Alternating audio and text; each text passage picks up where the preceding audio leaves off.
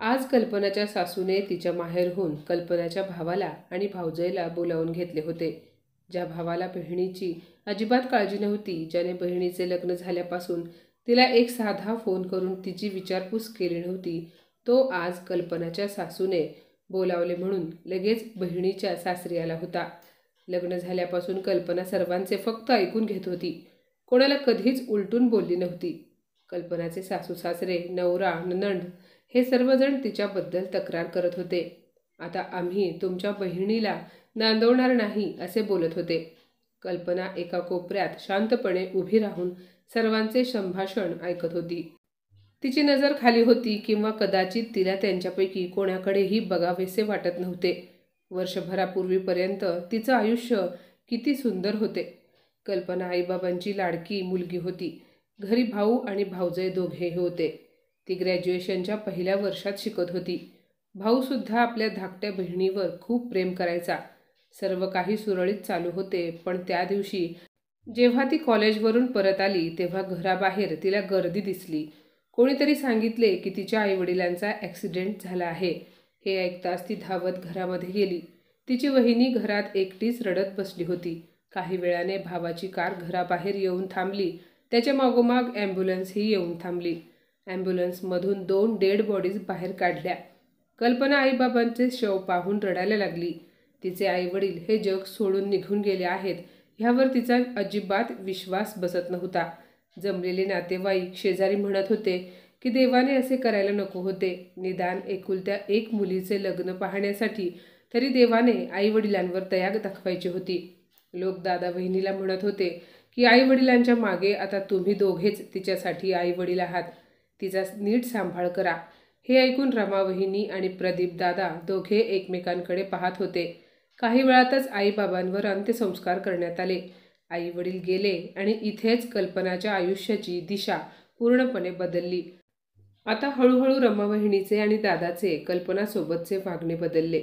ज्या घरात ती लाडात वाढली त्याच घरात तिचे जगणे मुश्किल झाले. सर्वात आधी तर तिच्या वहिनीने दादाचे कान भरले आणि तिचे शिक्षण बंद केले. दादा म्हणाला, कल्पना, तू आमची जबाबदारी आहेस आणि आता जमाना खूप खराब निघाला आहे. त्यामुळे आता आम्ही तुला एकटीला बाहेर जाऊ देणार नाही. तुझ्या वहिनीकडून घरातील सगळी कामे शिकून घे. सासरी गेल्यानंतर हेच कामी येणार आहे. कल्पनाने भावाकडे खूप विनंती केली. ती म्हणाली, दादा, मला शिकायचे आहे. मी वकील व्हावे अशी बाबांची खूप इच्छा होती. हवे तर मी कॉलेजला न जाता घरात बसून अभ्यास करते. हे ऐकून तिची वहिनी म्हणाली, ओ महाराणी, तू घरात बसून अभ्यास करणार आणि मी काय तुला आयते खाऊ घालू की काय? तुझ्या बाबांची इच्छा असेल तू शिकून मोठी व्हावी म्हणून, पण तुझ्या शिक्षणाचा खर्च कोण करणार? ते काही नाही, गुपचूप घरात बस आणि सगळी कामे शिकून घे. कल्पनाने खूप विनवणी केली, पण त्या दोघांनीही तिचे काही एक ऐकून घेतले नाही. दादा वहिनीचे ऐकून घेण्याशिवाय कल्पनाकडे कोणताही पर्याय नव्हता. शेवटी वहिनीने कल्पनाला घरकामात गुंतवून टाकले. 2-3 महिने होतात न होतात तेवढ्यात रमा वहिनीने दादाला सांगितले की आता कल्पनाच्या लग्नाचे बघा. तरुण मुलगी किती दिवस घरात ठेवून घ्यायची? दादालाही वहिनीचे बोलणे पटले. आईबाबांना जाऊन 6 महिनेही झाले नव्हते तोवर दादाने काहीही विचारपूस न करता घाई गडबडीत कल्पनाचे लग्न विकास सोबत लावून दिले. विकास कल्पनापेक्षा 8 वर्षांनी मोठा होता. तो घरातील मोठा मुलगा होता. त्याच्या वडिलांचे कपड्याचे दुकान होते. तो वडिलांसोबत ते दुकान सांभाळायचा. त्याचे कुटुंब खूप रूढीवादी होते. घरामध्ये सासू सासरे आणि एक बिनलग्नाची नणंद होती. साक्षी 25 वर्षांची झाली होती, त्यामुळे तिच्यासाठी स्थळ पाहणे सुरू होते. 20 वर्षीय कल्पना त्या घरामध्ये सून बनून आली होती, पण तिच्यासोबत तिच्या घरातील माणसांचे वागणे अजिबात चांगले नव्हते. सर्व नियम कायदे फक्त कल्पनासाठी बनवले गेले होते. दिवस उजाडल्यापासून ते मावळेपर्यंत ती घरातील कामांमध्येच लागून असायची आणि तरीही तिला तिची सासू सतत टोमणे द्यायची. कल्पनाकडून काम करताना साधी जरी चूक झाली तरी तिची सासू सर्वांसमोर तिला अपमानित करायची. पण तिच्या सासू पुढे बोलण्याची घरातील कोणाची हिंमत होत नव्हती. एके दिवशी सर्व कामे आटोपून कल्पना तिच्या खोलीमध्ये बसली होती. तिची सासू सुशीलाताई कामानिमित्त शेजारच्या उमाकाकूंकडे गेली होती आणि साक्षी टीव्हीवर मोठ्या आवाजामध्ये गाणी लावून शेंगदाणे खात होती. खाता खाता शेंगाचे टरफले तिथेच हॉलमध्ये फरशीवर टाकत होती. तेवढ्यात कल्पनाचे सासरे शामराव आणि नवरा काही पाहुण्यांना घेऊन घरामध्ये आले. हॉलमध्ये पडलेला कचरा आणि टीव्हीचा मोठा आवाज ऐकून कल्पनाचे सासरे आणि विकास दोघांनाही राग आला. पण पाहुण्यांसमोर ते काही बोलले नाहीत. पण तरीही साक्षीचे लक्ष अजूनही त्यांच्याकडे गेले नव्हते. विकासने तिला 1-2 वेळा आवाज दिला, पण टीव्हीचा आवाज मोठा असल्यामुळे साक्षीला ऐकायला गेले नाही. तेव्हा शामरावांनी विकासला इशारा केला आणि त्याने जाऊन टीव्ही बंद केला. तेव्हा कुठे साक्षीचे त्यांच्याकडे लक्ष गेले आणि त्यांना पाहून ती गोंधळली आणि पटकन उठली आणि कचरा तसाच टाकून तिच्या खोलीमध्ये धावत गेली. विकास कल्पनाला बोलावून आणण्यासाठी खोलीमध्ये गेला आणि शामराव तोपर्यंत पाहुण्यांना घेऊन अंगणामध्ये उभे राहिले. कल्पनाने हॉलमध्ये जाऊन सफाई केली. तेव्हा विकासने पाहुण्यांना आत बोलावले. तेवढ्यात सुशीलाताईसुद्धा बाहेरून आल्या.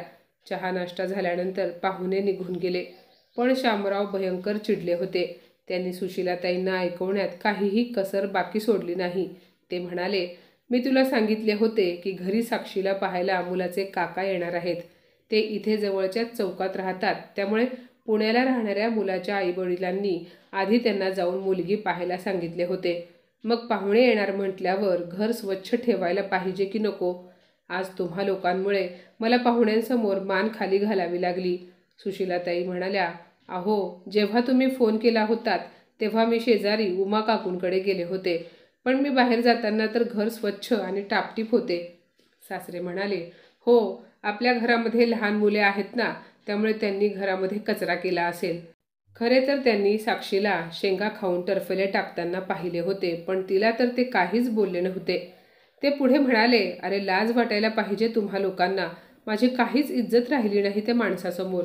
आता मला नाही वाटत अंकुशराव त्यांच्या पुतण्याला घेऊन साक्षीला पाहायला येतील. असे बोलून ते बाहेर निघून गेले. पण याचा राग सुशीलाताईंनी साक्षीवर काढण्याऐवजी कल्पनावर काढला. त्या म्हणाल्या, काय ग, तू काय करत होतीस? तुला बैठकीच्या खोलीतील कचरा दिसला नाही का? हे बघ, आज फक्त तुझ्यामुळे आम्हाला ऐकून घ्यावे लागले. त्या पुढे म्हणाल्या, कोणती दुर्बुद्धी सुचली आणि आम्ही तुला सून म्हणून घरी आणली. जेव्हापासून ही बाई आमच्या घरामध्ये आली आहे तेव्हापासून सतत काही ना काही गडबड होत असते. कल्पना म्हणाली, आई, मी काय केले आहे? ते तर साक्षीताईंनी. पण पुढे ती काही बोलू शकली नाही. तिने तोंड उघडताच सुशीलाताईंनी गोंधळ घालायला सुरुवात केली. त्या म्हणाल्या, तुझी चूक असताना माझ्या मुलीला का दोष देत आहेस? ती तुझ्यासारखी नाही. तुझी चूक तिच्यावर लादू नकोस. सासूचे मोठ्या आवाजातील बोलणे ऐकून कल्पना त्यांच्याकडे घाबरून पाहत होती आणि अशा प्रकारे घरातील वातावरण खराब झाले. संध्याकाळी जेव्हा विकास घरी आला तेव्हा सुशीलाताईंनी त्याचे कान भरले. त्याला एकाचे 2 करून सांगितले. त्या म्हणाल्या, तुझी बायको आज माझ्यासोबत वाद घालत होती. मला उलट बोलत होती. आज मला उलटून बोलली. उद्या तुलाही उलटून बोलायला मागे पुढे पाहणार नाही. तिला सांग, सून आहेस तर सुनेसारखेच राहा म्हणून. आईचे बोलणे ऐकून विकासला राग आला आणि तो रागाने त्याच्या खोलीमध्ये गेला. कल्पना कपाटातील कपडे व्यवस्थित लावत होती. तिला काहीही न विचारता खोलीत गेल्याबरोबर त्याने सरळ कल्पनाच्या कानशिलात लगावली. ती म्हणाली, अहो, असे का मारत आहात? मी काय केले आहे? तो म्हणाला, माझ्या आईला उलट बोलतेस? ती त्याला सांगत होती, माझी काही चूक नाही. पण त्याने कल्पनाचे काहीही ऐकून घेतले नाही. तो पुढे म्हणाला, आमच्या घरामध्ये राहायचे असेल तर आमची मर्जी सांभाळून राहावी लागेल, नाहीतर इथे तुझी काही एक गरज नाही. जा तुझ्या भावाच्या घरी. विकासचे बोलणे ऐकून कल्पना दुःखी झाली. त्याने विनाकारण तिला मारहाण केली होती. तो तिला मारत होता, पण कोणीसुद्धा त्याला थांबवायला आले नाही. एवढेच काय, पण सासरेसुद्धा त्याला काही बोलले नाहीत. त्या घरात कोणीही तिची बाजू ऐकून घेणारे नव्हते. आता मात्र कल्पनाला हे काही सहन झाले नाही. तिने पटकन तिची बॅग भरली आणि ती माहेरी निघून गेली. तिला वाटले होते की सासू सासरे नवरा हे सर्वजण तिच्याशी वाईट वागतात, तिला शारीरिक आणि मानसिक त्रास देतात. हे सांगितल्यावर तिचा भाऊ तिची साथ देईल. सासरी जाऊन ह्या सर्वांशी बहिणीची बाजू घेऊन बोलेल. पण हा तिचा गैरसमज होता. ती माहेरी पोहोचली. तिला अचानक माहेरी आलेले पाहून तिच्या भावजेला राग आला. तिने कल्पनाला आत येऊ दिले नाही. दरवाजात उभ्या असलेल्या ननंदेला ती मोठ्या आवाजात म्हणाली, ए बाई, तू तुझ्या सासरच्या माणसांशी भांडण करून इथे का आलीस? माझे घर काय धर्मशाळा आहे का? पण मी म्हणते, काय गरज होती सासूला उलटून बोलण्याची? तुझ्या सासूने आम्हाला फोन करून तुझ्याबद्दल सर्व काही सांगितले आहे. बरी दिसतेस की, खाली मुंडी आणि पाताळ धुंडी. इथे कशाला आलीस? आता काय इथे आयुष्यभर आमच्या छाताडावर बसून राहणार आहेस का? अगं, मी सुद्धा सासरी राहते, पण तुझ्यासारखा आगाऊपणा कधी केला नाही आणि आताही करत नाही. तू अशी माहेरी येऊन राहिलीस तर समाजामध्ये काय इज्जत राहील आमची? हे बघ, आल्या पावली तुझ्या घरी निघून जा. माफी माग सर्वांची, काही कमीपणा येत नाही. कल्पना अजून घरात गेलीही नव्हती की तिच्या वहिनीने तिला एवढे ऐकवले. तिला खूप वाईट वाटले. ती खूप रडायला लागली. तिचा भाऊ आला आणि तोही म्हणाला, काय ग, खूप शिंगे आली आहेत का तुला? सासरच्या माणसांसोबत कसे वागायचे, बोलायचे कळत नाही का तुला? लहान आहेस का? हे बघ कल्पना, आम्ही तुझे लग्न लावून दिले आहे. आमची जबाबदारी संपली. त्यामुळे तुला जगायचे, मरायचे, कसेही राहायचे असेल तर ते तू तुझ्या सासरी राहा. आम्हाला माफ कर, असे बोलून भावाने कल्पनासमोर हात जोडले. दोघेही तिची बाजू ऐकून न घेता काहीही बोलत होते. त्यामुळे त्यांना काही सांगणे व्यर्थ आहे असे तिला वाटले. कल्पना काही बोलली नाही. आता पुढे काय करावे, कुठे जावे हे कल्पनाला काही समजत नव्हते. ती तिथेच दरवाजात एखाद्या पुतळ्याप्रमाणे उभी होती. तिला वहिनीने प्यायला पाणी देखील दिले नाही. काही वेळाने भाऊ तिला कारमध्ये बसवून सासरी सोडायला गेला. कल्पनाला घरी आलेले पाहून सुशीलाताई तिच्या भावाला म्हणाल्या, प्रदीपराव, ताठा पाहिला का बहिणीचा? आम्हाला न सांगता माहेरी निघून गेली. हे बघा प्रदीपराव, आमच्या घरात असा उद्धटपणा खपवून घेतला जाणार नाही. दादा म्हणाला, मी आणि तिच्या वहिनीने तिला समजावले आहे. यापुढे ती आता काहीही चुकीचे वागणार नाही. एक वेळ तिला माफ करा. असे बोलत असताना कल्पना भावाकडे भरल्या डोळ्यांनी पाहत होती. सासू म्हणाली, ठीक आहे, देते तिला एक संधी, पण यापुढे तिने अशी चूक केली तर मी तिला घरात ठेवून घेणार नाही. भाऊ हळू आवाजात कल्पनाला म्हणाला, जा, माफी माग सासूची. पण कल्पना काहीही न बोलता घरात निघून गेली आणि तिचा भाऊ देखील निघून गेला. सासू कल्पनाच्या खोलीत गेली आणि हसत म्हणाली, काय ग, खूप तोऱ्यात गेली होतीस माहेरी. काय झाले? एक दिवस तरी ठेवून घेतले का भाऊ भाऊजाईने? कल्पना खाली मान घालून गुपचूप ऐकून घेत होती, कारण तिच्याकडे ऐकून घेण्याशिवाय दुसरा कोणताही पर्याय नव्हता.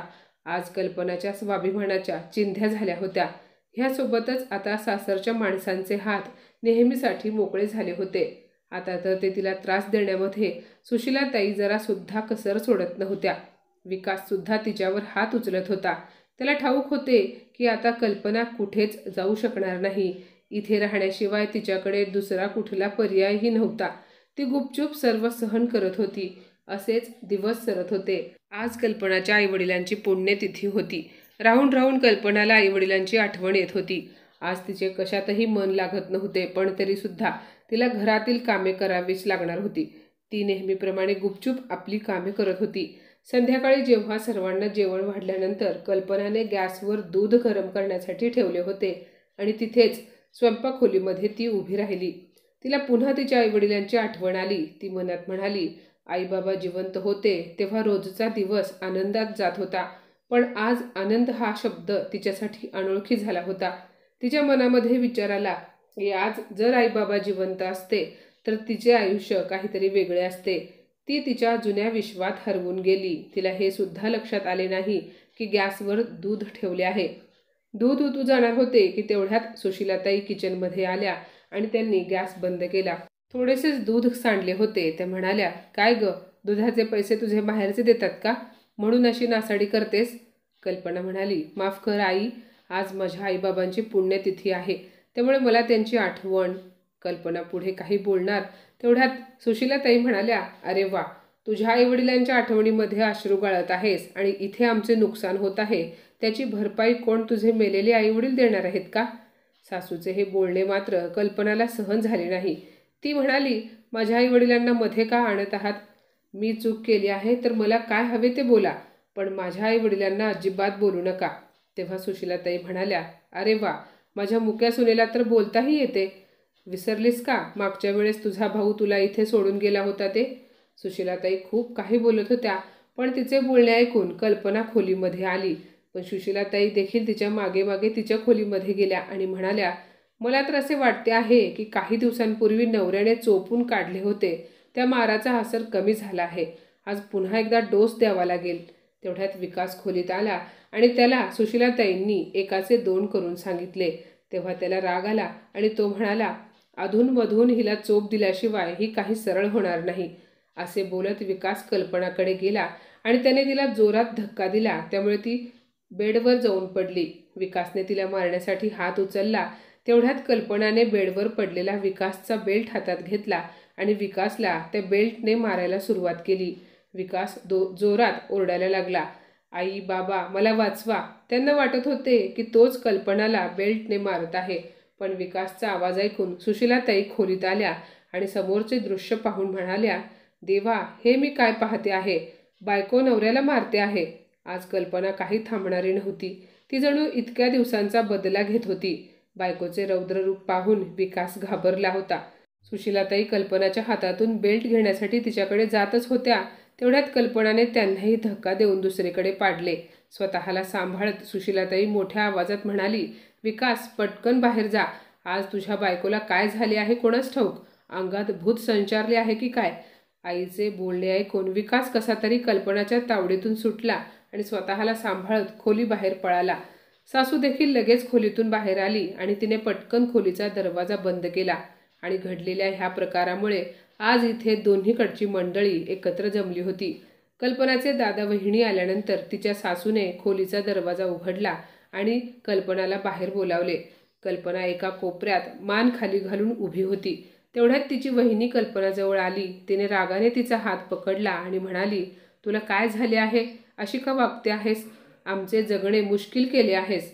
तुझ्या आईवडिलांसोबत तू सुद्धा वर गेली असतीस तर कमीत कमी आज हा दिवस आम्हाला पाहावा लागला नसता.